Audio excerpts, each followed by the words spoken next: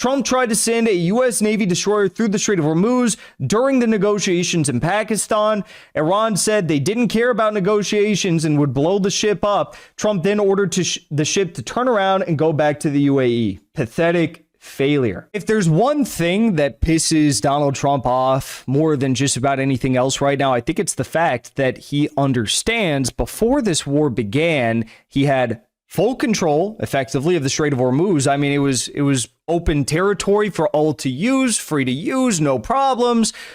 And now, after the war, he's in a worse off situation. Now, that could be said for virtually every single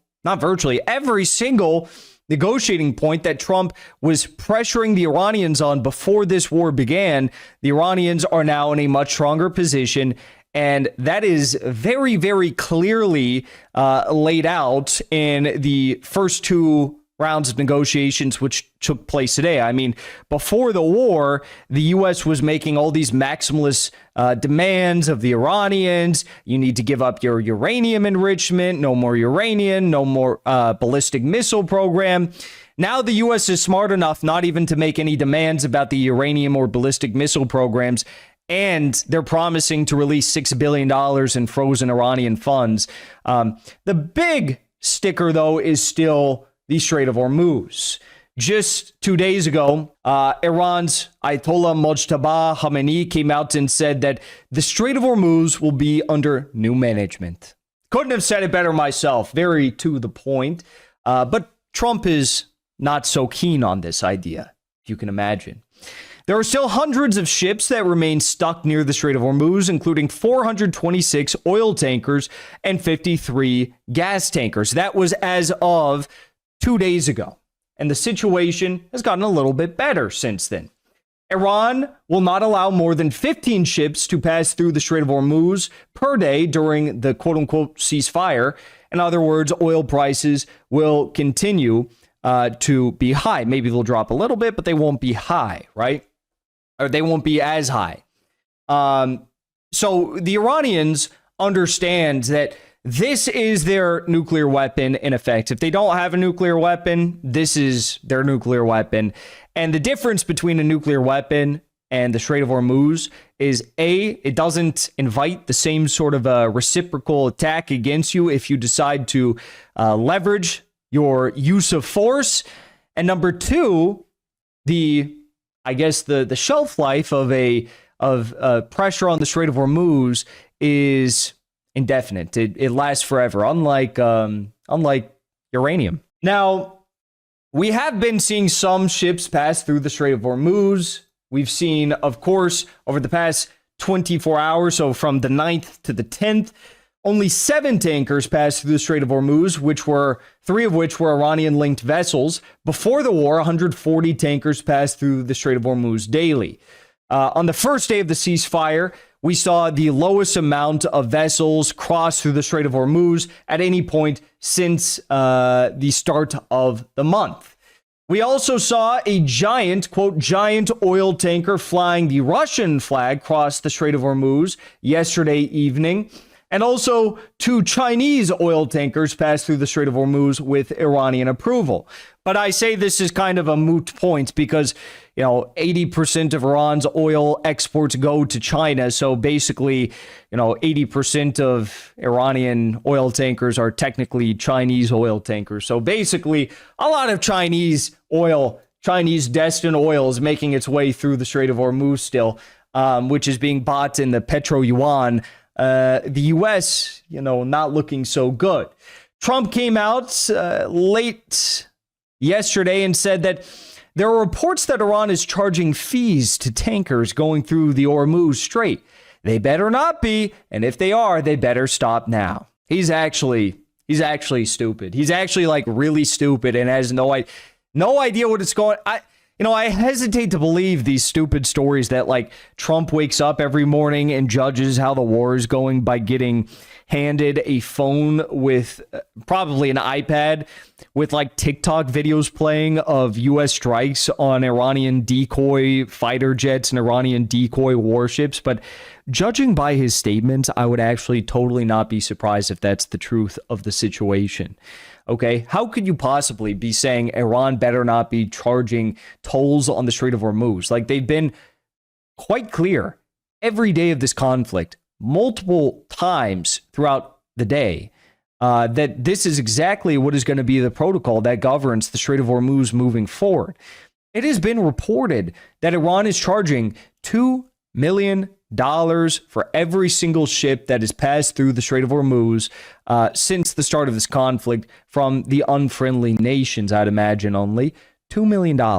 They've also announced that moving forward, there's going to be a tax of $1 on every single barrel of oil that crosses through the strait after the war comes to a close. But I'm assuming that while the war is ongoing, the prices are going to be much higher, okay? Trump came out and made this statement yesterday. Actually, this was today. So this is what Trump had to say about the Strait of Hormuz today, if you can believe it. Militarily defeated, and now we're going to open up the Gulf with or without them. But that'll be open. We're going to be, or the Strait as they call it. And I think it's going to go pretty quickly. And if it doesn't, we'll be able to finish it off one way or the other. It's going well. The Navy's gone. The Air Force is gone. All anti-aircraft is gone. The leaders are gone. The whole place is gone. So we'll see how it turns out. So it's JD and Steve and Jared. They have a good team, and they meet tomorrow. We'll see how it all works out. You're not going to let them toll the Strait, are you? It's international. No, we're not going to let that. It's international water. If they're doing that, nobody knows if they're doing that. But if they're doing that, we're not going to let that happen. What would a good deal look like for you? No nuclear weapon, number one. You know, I think it's already been regime change, but we never had that as a criteria. No nuclear weapon. That's 99% of us. So multiple funny things to point out there. No nuclear weapon. That's 99% of it. Well, no, I mean, in the opening negotiations before the war began, you were saying no uranium enrichment. You were saying they have to get rid of their ballistic missile program. You were saying that they have to, what else were they saying? Of course, regime change, you know, of course. They wanted like Pahlavi to come in and fly into Tehran. Regime change was obviously part of this. Behind the scenes, there were many goals. Behind the scenes, they wanted, you know, the Kurds, and they wanted Baluchistan province to fight and do internal proxy conflicts and balkanize Iran into a bunch of smaller states. They wanted to cut Iran off in their southeast from the borders of Pakistan and Afghanistan on the Baluchistani border. Yeah, so there was a lot going on here that they aimed to accomplish, all of which has failed. I mean, we already got regime change, buddy. You replaced Khamenei with Khamenei. That's like fighting for 20 years in Afghanistan and replacing the Taliban with the Taliban. You didn't do if anything, and the Israelis are even saying this, they have a more hostile government in place in Iran now, which, what did you expect? Mojtaba Khamenei is the Ayatollah now. And you murdered his sister, brother, kids, father, mother, literally everyone who was around him, even tangentially like around him and like a distant relative of him. They murdered literally everyone. They murdered his wife. They murdered everyone. So on a personal level, what do you expect? Now, we can, of course, leave aside, just looking at that, we can leave aside the fact that Iran is winning, that you killed the beloved leader of a nation of 90 million, that they're more unified than ever before, that they're winning, that all your bases got practically destroyed in the region. Okay, I'm getting too much into this, but you understand how insane this is, right? Now, he said, we won't let Iran keep the Strait of Hormuz closed. We're not going to let them charge a toll. No one knows that they're charging a toll. Yes, we do. And also, he said that we're going to open up the Strait very soon. You'll all see. Now, they tried to do that today. They tried to open up the Strait of Hormuz today. And despite the initial reports from Axios, Israeli propaganda outlet Axios, despite the reports of success, the operation to open up the Strait of Hormuz went about as well as the failed uranium heist in Isfahan, Iran, which resulted in several U.S. military aircraft, C-130s, as well as Little Bird helicopters and other helicopters, getting torn apart by U.S. military aircraft as they had to evacuate and burn their planes into pieces of ash and dust after trying to raid the Isfahan nuclear program for the enriched uranium. Okay, so this is how it went, folks. Axios reported this afternoon, Tehran time, that U.S. warships crossed the Strait of Hormuz for the first time since the Iran war began. This was crazy. The negotiations were ongoing. The U.S. and the Iranians were having, very complex discussions through Pakistani mediators, and we got this news headline: U.S. warships crossed Strait of Hormuz for the first time since the Iran war began. And it was reported that, this took place without the cooperation, without the approval of the Iranian Navy or any Iranian government apparatus. This was really, really bad news for the Iranians, if I'm being honest. This made them look absolutely weak and embarrassing, to be honest with you. But what if I told you that this story was actually a bunch of BS and this didn't happen? Would you be surprised? Well, the story is from Axios, Israeli propaganda, so you should not be surprised. I'm now going to tell you exactly what actually happened today. Iran blocked the U.S. Navy destroyers from exiting the Strait of Hormuz. A U.S. Navy destroyer departed from the UAE heading toward the Strait of Hormuz. Iran issued a strong warning: if the destroyer continued, it would be targeted within 30 minutes, and Iran-U.S. negotiations would be effectively ended. Thanks to the firm response from Iran's armed forces, the U.S. ordered the ship to stop. So basically, Trump sent a U.S. Navy warship to try and run the blockade that Iran had established in the Strait of Hormuz. He said, earlier today, we're going to open up the Strait of Hormuz. We're going to open up the Persian Gulf. And he had Israeli propaganda outlet Axios announce victory, that they successfully ran the blockade before the operation had even concluded, before the warships had even passed. And then Iran threatened to blow up these warships into a million pieces and sink them to the bottom of the sea, prompting the U.S. to immediately stop and turn around. Priceless. Couldn't even make a movie this good. I mean, it's just, I don't know what world Trump is living on. I don't know how you could watch all the U.S. military bases much further away than where this ship is currently sailing through in the Strait of Hormuz get absolutely obliterated, turned into construction sites, leveled into parking lots, and somehow think to yourself, well, the Strait of Hormuz is much closer to Iran. Surely we can send a warship through there, right? Let's do it. Let's just send a warship through the Strait of Hormuz. Trump tried to send a U.S. Navy destroyer through the Strait of Hormuz during the negotiations in Pakistan. Iran said they didn't care about negotiations and would blow the ship up. Trump then ordered the ship to turn around and go back to the UAE. Pathetic failure. Pathetic failure. Iranian security official told Al Mayadeen that yes, the U.S. failed to run the blockade. They aimed to create unrealistic achievements in the media to promote imaginary victories. The American ship faced a complete encirclement and a firm warning from Iranian forces, which forced it to return and change course. Now, this was the best propaganda point of all throughout the hours that this story was unfolding. Axios, after claiming, success and victory for the U.S. in breaking the blockade, after it came out that it actually failed and the ship had to stop and turn around, Axios came out and said U.S. warships transited the Strait of Hormuz in both directions. Both directions, meaning they approached the Strait of Hormuz, stopped, and then turned around. It's incredible.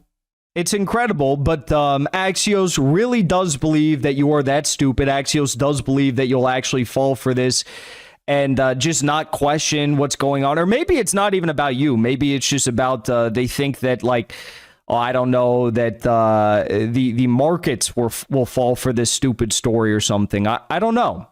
But I guess they do believe that you'll fall for this. Basically like saying, no, our forces aren't retreating. They're advancing toward the rear. Our forces are not retreating. They're just advancing in reverse. That's what's going on here. So Bloomberg added to the story, added to the failure, and said that the ships were actually forced to stop and turn back after Iran launched a drone, an attack drone, toward the ships and threatened to blow them up.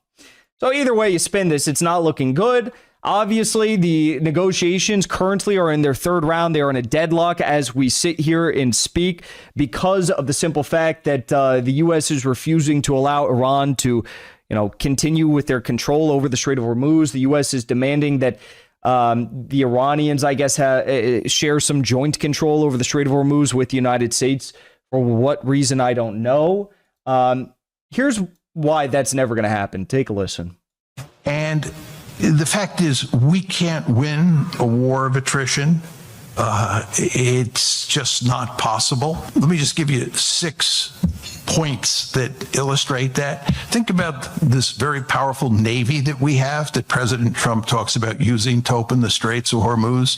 We can't put that Navy anywhere near Iran, certainly anywhere near the Strait of Hormuz, for fear that it'll get sunk to the bottom of the Jolly Roger by either Iranian cruise missiles or Iranian drones. You understand that the Navy is parked far away from Iran and not, therefore, very useful. Bases. We had 13 bases in the region, 13 major bases in the region.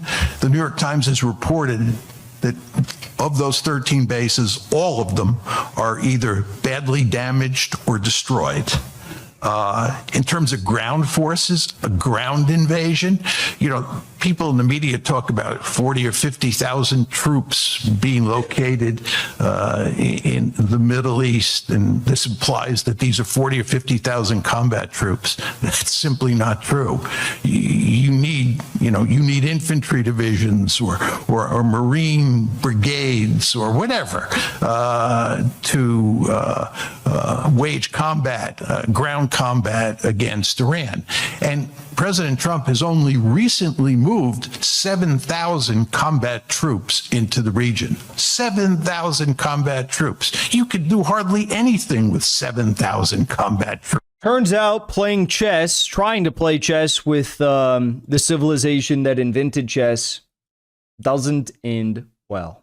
Before you leave, I want to say thank you for the support, because after 2 years of being banned, we are finally back home on YouTube. So be sure to subscribe to our channel and also join as a member on our channel using the link at the top of the description. I rely on the generous support of viewers like yourself to get the truth out to as many people as possible. You can also support the show on Locals or Give Sin Go. The mainstream media and the powers that be are never going to stop attacking us for bringing the truth to as many people as we do. Thank you so much for your support.